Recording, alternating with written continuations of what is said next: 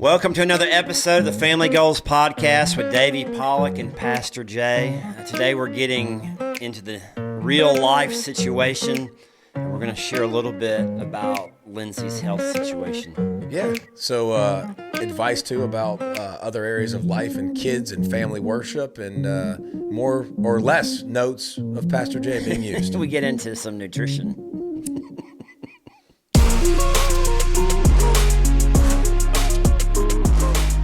Let's talk about Lindsey's situation. You want to open up a little bit about that? Yeah, and Lindsey's my wife, for people that don't know. This is pretty cool. I texted her this morning. I'm like, hey, babe, Pastor Jay said he was going to ask me about your surgery. And she said, yeah, you can talk about it. She said, I don't care. She said, but just don't be dramatic.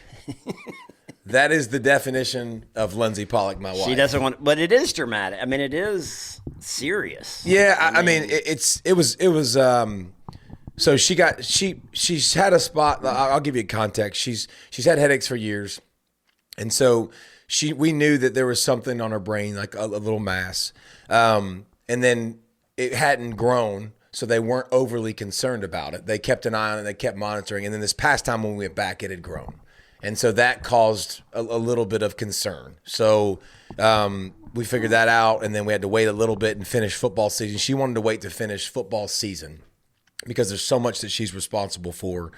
And so it's pretty typical for my wife. She's putting everyone else first before. Mm-hmm. And she wanted to get through Christmas. Yeah, get through Christmas and all the stuff that comes with it. And then basketball was coming up, and she don't want to miss anything. I mean, she's just, that's the way she's wired. So we figured that out, and so they had to go in and do a brain biopsy. And so, but she has a tumor on her brain. Yeah, so now it's classified as a brain tumor. Okay. And then so they got to drill a little hole in the skull, shaved a little bit of her head, which I was just telling the doctor the whole time. I was like, please shave a good strip. Like, I kept saying it over and over. I was like, give me a good, you have no compassion. No, I was like, I want her to have like a nice little strip, and it was a woman doctor. So like she turned it to the side, braided it, and like took a little strip, and it folds right back over and you can't even see it. Like, crazy. So I was hoping that we had a nice little hairdo issue, but I was just kidding. I'm just keeping it light with her. But so they went in, they did it, and we had a lot of people that were praying for us, obviously at the church, and a lot of people that knew about it. Really cool. We had a prayer like deal at the church, and a ton of people came. Really? Oh yeah, it was awesome. Ton of people came and prayed, and we just prayed for her before it, and that's a humbling position to put yourself in. It is. Like for Lindsey to have like all these people show up at the church to lay hands on her and pray over her. I mean, she was probably a little bit feeling uncomfortable with that. Are you kidding me? When we pulled up, she was like, I hope that there's people here for something else. It's not just all these cars for me. But as a first of all, as a husband, it's a good reminder that I'm not in control, and like she is mine. Mm-hmm. and I love my wife, and like when she told me about it, like where your brain goes is crazy, and it's nuts, and it's not fun. And then I remember when she first found out, we had recorded a podcast, and I was leaving your house, and I was talking to Lindsey, and then you were about to go work out, and she was like, "Hey, I need to talk to you real quick." But I could tell something was off. Something was off with Lindsey, because she seemed a little bit not her normal self. Yeah. And I guess when you got that on your mind, it does. But so it's been kind of wild. We've prayed through it. I can tell you this: I've never prayed for something so fervently, and so when consistently. You go through something challenging and difficult, it does increase your prayer life. Oh, there's no doubt. I mean, I can't tell you how many times a day that, and it was very specific for her. It was a good reminder. I don't do it enough as much as I should for my spouse, and just wanting health. And so we wanted to, her biggest thing was, she was like, just the pain, because she woke up from her ACL 4 years ago, whenever it was, and she was super cold and in a lot of pain. The nerve block didn't work, and so she got out of surgery, and she took Tylenol that night, and she has taken nothing since.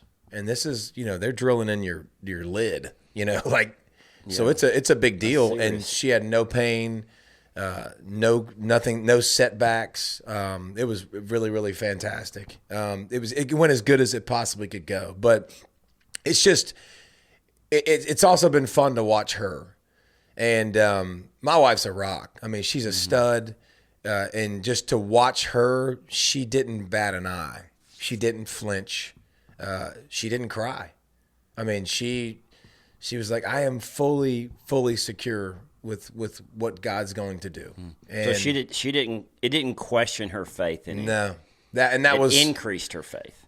If anything, yeah. I mean, she was like, I know there are going to be things that are really difficult, and she was like, I have faith. I'm not worried about it. I know God's in control. Like, this is not going to rock. I'm not going to waste a tear.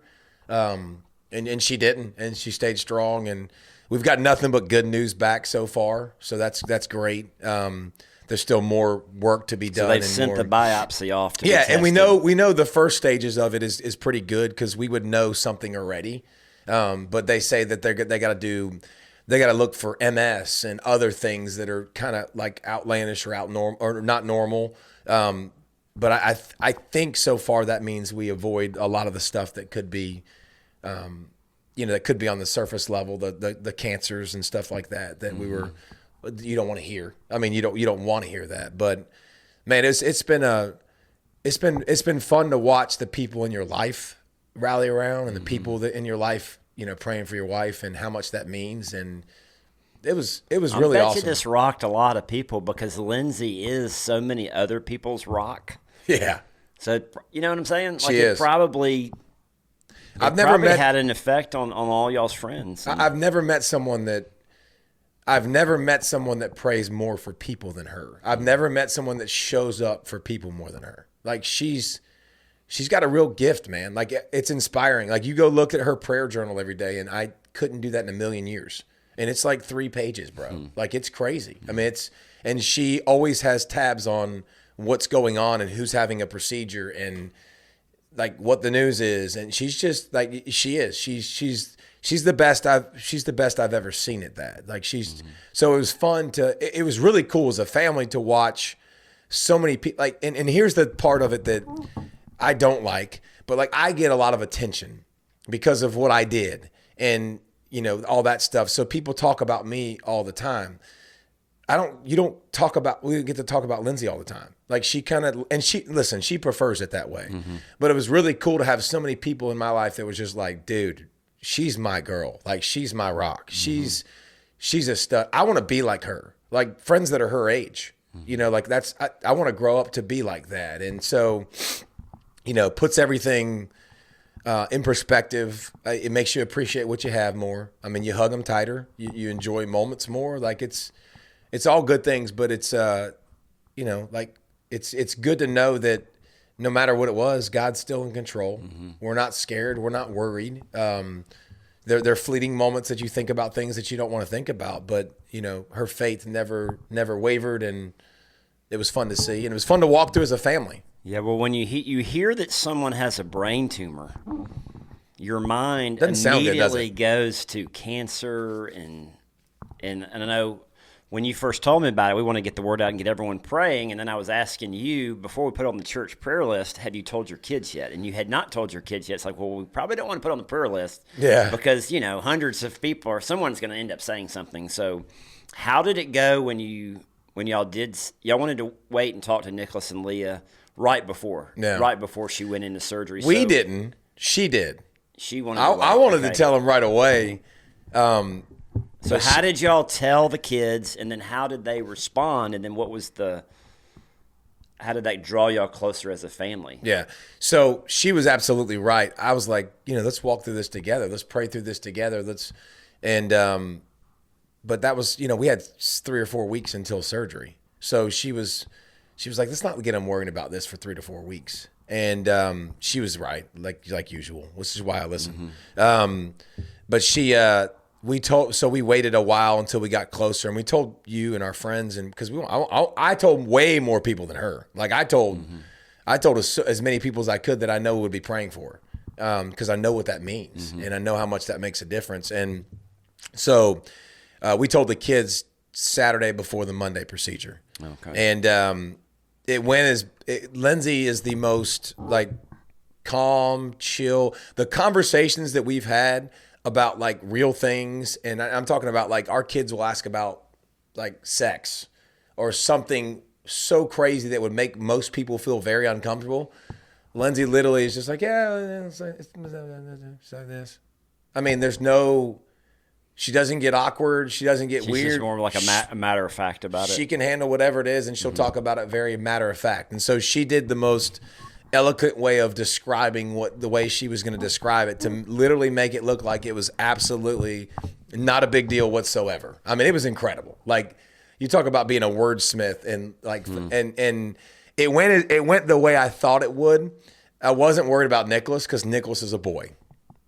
Like, we're dumb animals. Like, not as emotional. Not as emotional. Don't think about things as much as girls. And then Leah, who's totally different in personality, and she was super inquisitive, and it bothered her a lot. So, but it was fun. It was fun to talk through that. It was good, but it was cool to watch her brain work because she knew the questions to ask. Well, if they're biopsying it, why? If it wasn't a big deal, why would they be biopsying it? Yeah, and she's not necessarily buying what Lindsey was selling. Oh no, she wasn't. Which was interesting because she was like, well, what about this? What about that? What about that? Like she was very much like, wait a minute, no. So talk more about that then. If it's not that big of a deal, well, why?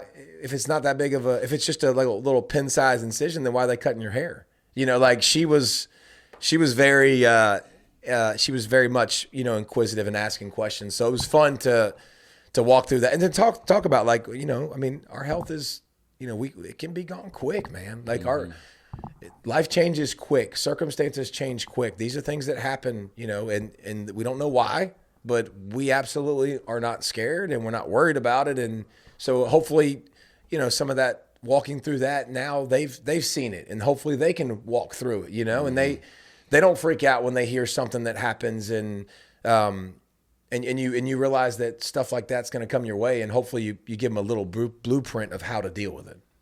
Well, I think the fact that Jody Whittaker suddenly passed away a little over a year ago, that probably had some type of impact on them.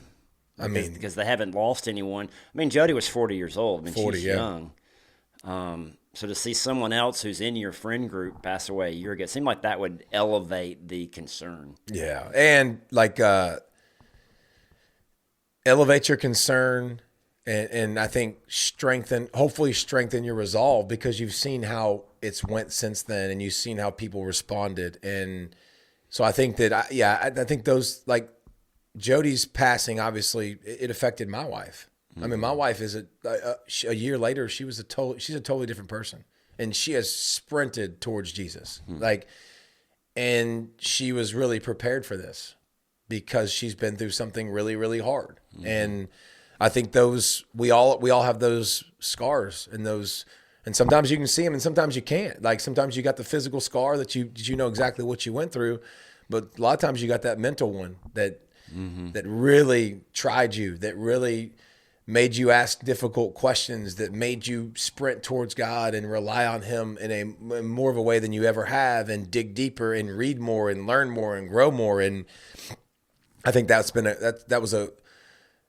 seen the greatness that's flowed out of that horrible tragedy that I'd never wanted to go through and wouldn't want to go through again. But you've seen so much of the goodness of God, and so yeah, those trials, those tribulations, those things that have happened, we learn from. I was listening to John Maxwell. I can't remember the podcast that he was been interviewed on, but he was sharing that he had interviewed or asked the question to all of these leaders: when is the time in your life that you've grown the most, that you've developed the most, that you've learned the most? And he said every single person he interviewed, without exception, shared a difficult time that they went through. So it wasn't in he was talking about, we don't learn in the successes, we learn in the failures. And he was saying, grow and learn in the valleys of life, but make decisions in the mountains of life. About what you're going to be and who you're going to be, so you don't have to make the decision in the valley. Like, don't make the decision in the valley, because that's a difficult, emotional. It's not normal but learn in the valleys. Yep. Make your decisions on the mountaintops. Yeah, and we've talked about that before too. And to tell your kids and to live it, like, make your decisions of who you are. Make the decisions of what you stand for, like what you want to be. So you don't have to make it when it's really hard. So you don't have to make it when you're in a trial or when you're in temptation. Like, if you're going to be somebody that stands for X, Y, and Z, and this is something you don't want to be a part of, if you know that going in, it makes it really easy. Like, it makes it very simple. And you've talked about that for years. But you make the decision ahead of time, which I think is a brilliant. We talk about this a lot with your diet and your eating, your exercise. Like, even going to church on Sundays, like it's not a choice. Like, we're going to church it's Sunday. We're going to church. We don't have to decide. Like, it's already made. You predetermine decisions that sets yourself up for success. So circumstances don't affect your decision making. Like, if I'm hard headed and I'm bullish, and this is why I think goals are so important in life. Like, you make goals because alignment affects assignment, right? Like, I make goals because this is what I want to do. This is who I want to be. And with that goal in mind, I can accomplish great things. Without a goal, it's really hard. I don't know who I am. I don't know what I am. It's one of those things that drives me nuts with my kids. I'm like, what are we doing? Like, what's our plan? What's our purpose? And you forget what it's like being a kid. And my wife tells me that all the time, and I do. And that's why that's been one of my prayers for a while, is like, help me to see life through their eyes so I can be more impactful to them. But like, how do I make sure that this is important to me? This is who I am. Like, this is what I'm going to stick to. So when I do feel a little bit weaker or a little bit tired, or something slowed me down and something's come up that's really like required a lot of my attention, energy, and effort, like, no. Like with my diet, like you said, that's what it is. Like, and again, I have a new goal right now that I'm doing, and it's working really well. I don't eat till 4:00 every day. Like, are you doing intermittent fasting? Yeah, and I've done it for years, but I've never done this long where I've got to, like, I don't eat till 4 and I have a 6-hour window. So so you eat between 4 and 10? Yeah. And then you don't eat after that? That's it. But like, how's that working out for you? It's great, but and listen, I haven't done this that long, so I don't deserve any credit for anything, but like, that's a plan that when I get hungry at 12:00, like, I know exactly what I'm doing here. Right. And that's a stupid example. It's a lesser example, but like, I know what my goal is, so I can accomplish it. I can think about the goal when I'm hungry. I can think about the goal when I'm hurting. Like, those things, I know what I want to accomplish and what I want to do. And I think the number one thing what we do is in life is when we mess up and when we jump, now we're all out. So like, so many people in life, they mess up one time on their diet or whatever they're doing, like, forget that crap. No. Jump back on the next day. Like, I messed up, screw that. That day's gone. Like, let's start again today and let's get to our goal. Like, just because we messed up doesn't mean we need to stop. And so many of us stop. That's what we do. We stop. Now, why are you doing the intermittent fasting? What are you hoping to get out of this? We're going this is a nutrition podcast now. I think there's a couple things that happens for me when I have to restrict myself from eating. I like it because I get to say no to things and I get to have insane discipline, which I really, really love. And that insane. Are you doing this for spiritual reasons? Both. But that insane discipline folds over into every aspect of my life.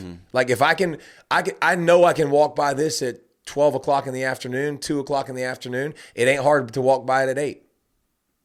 You know what I'm saying? Like, and so there's tons of research with intermittent fasting. Intermittent fasting, it gives your body time to rest. If you're always eating and always feeding your body, like, it's always working. And so it's really good to give your body space so then it can work on some of the other stuff that's been laying around that you're not working on.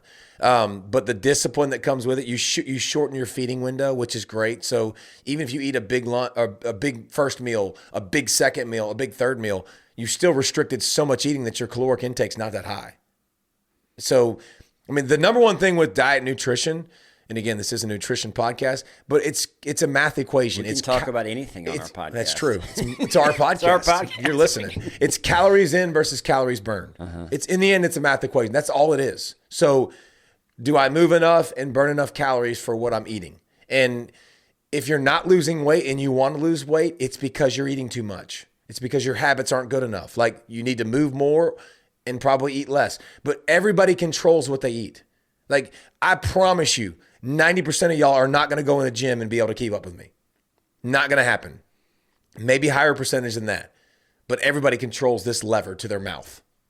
Like, it's that simple. It's the easy part. Diet is the easy part. Now, are you still working out in the afternoons? And in the mornings. So how do you have the energy? That's in my brain. I have to eat something to have the energy to work out. That's a weak mindset. Like, I'm still eating. I have a very weak mindset. I've seen chocolate-covered blueberries. He sent me a picture of them over the holidays. Well, you saw all the stuff that people gave me for Christmas. Like the church, they're always giving us food. We got to do better, church. We got to do better. Get them like T-shirts and a treadmill or something. What did I send you? It was like chocolate-covered blueberries and then other stuff. There's all kind of chocolate-covered stuff. No, if you're do you have the energy to work out 100%. When you haven't eaten? Yes. Like, how can you go work out if you haven't had anything to eat? Bro, I'll get up in the morning. I will go walk for an hour with my wife. Like, I will lift. I'll play full court basketball, one-on-one. I mean, I'll do all that before I eat a single bit of food. Because you still have the energy stored up from the night before. Yeah, and I drink a ton of water. I mean, that's why I'm always, toting. Like, I'm toting this, and then I drink coffee. Like, I'm going to drink coffee or two, too. And coffee gives everybody energy. Like, unless you've, like my wife, where you've had too much of it, and now you don't get as much. But, that's more, I think that's more of an excuse. I need to, it's a mental thing. Like, you can have plenty of energy to do that. You can still get, again, you still got to get calories. And that's what, you can't do this if you're not planning it out and understanding what you're going to get into that day. Like, tonight we have a lot of basketball. We have a JV basketball game, a girls varsity basketball game. Like, it's going to be a lot harder to eat. I'm going to have to bring food with me to the place. Like, I'm going to have to crush, like, while I'm about ready to coach a basketball game. So you just like pigging out between 6 and 10 or 4 and 10? I mean, what are you eating? Are you eating anything? Or are you still like? I'm eating all my good stuff, my yogurts, my cottage cheese, I make this new casserole concoction that's really, really good. You didn't smell it when you walked in? Wes said you didn't smell it when you walked in. It smells really good. I make this new casserole concoction where I dump 2 cartons of egg whites into a pan and then cut up chicken sausage and then put like 12 eggs and then I put it in a pan and I eat that all week. It's a huge pan that I put in the oven and then I'll eat on that all week long. And then, so I'll crush that. Now, is Lindsey doing the same thing? No, I'm trying to get her to, though. Yeah.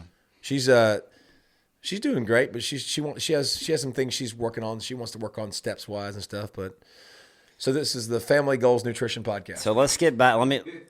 Here we go again. Not even getting into my notes, but I wanted to finish up just getting back to Lindsey. I want to ask people to pray for her. Pray for her, the tumor that she has in her brain.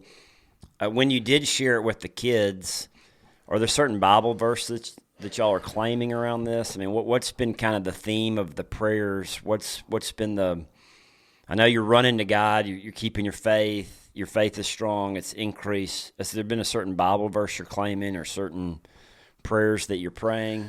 No, I don't think there's been a certain Bible verse. But I think that, the one we have in our house is Joshua, which everybody's going to, or Jeremiah. Plans for you to prosper. For I know the plans have for you to flourish, Lord. Yeah, and we have a sign of that in our house, and we see that every day. So I think no matter what, you're trusting His correct. Plan, that He's sovereign, He's Lord, He's in control. And I think that's that's how we're going to walk out our faith, walk out our life, and that's I think just it's always a good reminder. It's always good to be able to bring up things to the kids of we're not owed anything, we're not deserved anything.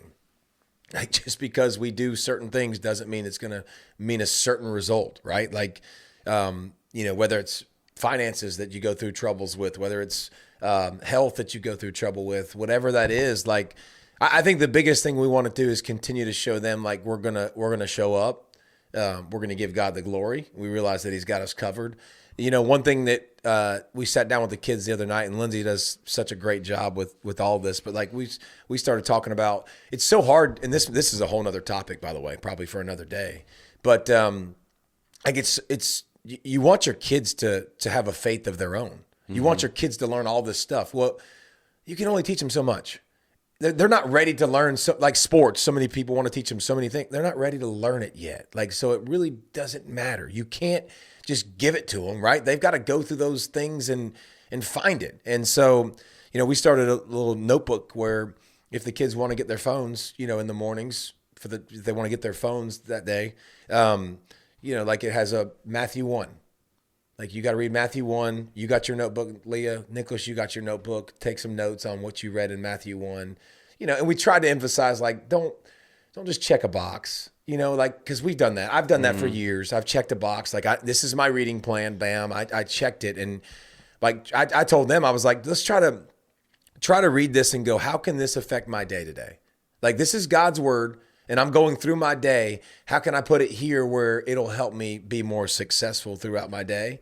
And so, we started that out of this. So it's showing them, it's loving on them. It's trying, but I'll be interested to hear parents, like we should get feedback like on socials too. And comments of like, what works for your family? Like how are you getting your family worship? And we've talked about family worship before, but like, what are the things that have been successful to help them develop a walk on their own? Like, especially people that are, it's a great example. You got Jolan, who's almost 30 now. How does that sound, by the way? Getting almost 30-year-old. It's true. He's 27. But like having an almost 30-year-old, like what did we do that was very successful that we helped develop that walk of their own? Because a lot of us, like me and then younger, like they're trying to figure those things out of how do we keep doing it. Because I tell people all the time that have younger kids is like, just let them hear the word. Like, let them hear it. Let them. Praise and worship is a huge deal in our house, man. Like, it's just a big deal. It's just everywhere we go. Like, and listen, some more than others. Chris Tomlin, like, is the straight word of God almost all the time. I talked to Chris, by the way. He's going to come on the show. Chris Tomlin? Yeah. Sweet. I think he'd be a good one to bring on. Yeah, I like him. Awesome dude. But like the more ways we can let them hear the word and they can see you loving and serving and being different and being unique is good. So this has provided some opportunities to, reaffirm that. So they have to read a Bible passage before they can get their phone for the day, and then you want them, they write something down? Yeah, they each have their own notebook, and then they just write down what they took out of it. And do they also write down prayer requests, or is it just writing down it's just writing down what they took from it. So we're trying to we're trying to spark it where it's your own. And they've been through different phases when they've done this with friends, and they've done a good job, but just anything we can to try to get them in that word and reading and growing and learning and taking ownership of it, which they're not taking ownership of it because we're making them do it, but we're trying to make it like where it's not too invasive and too like, oh crap, here we go again, these Bible thumper people. So it's a fine line. Well, I do think, let's put that out on social media. What are some things you do to develop your kids spiritually? Because I think hearing fresh ideas, hearing what other people do, hearing what's and then we can share them, yeah. And then you and I can talk about them and share them because I can adopt them. I love it. We've kind of done the same thing over and over again. So it'd be great to hear some fresh ideas and hear what other people are doing. Of course, our kids are in a different season of life. Right? They're adults. We still have Jessie, the grandchild, at the house. So I want to close up this episode. Just appreciate you opening up about Lindsey and just letting the rest of the world know what y'all are going through. And I just want to ask everyone who listens to the Family Goals podcast to please be praying for Lindsey, praying for her health, pray that her tumor's cancer-free. It'd be great if we don't have to do anything with the tumor. Hopefully she won't need to have it removed or any more surgery. Like this is just something that the doctors are monitoring over the years. Yep, no doubt.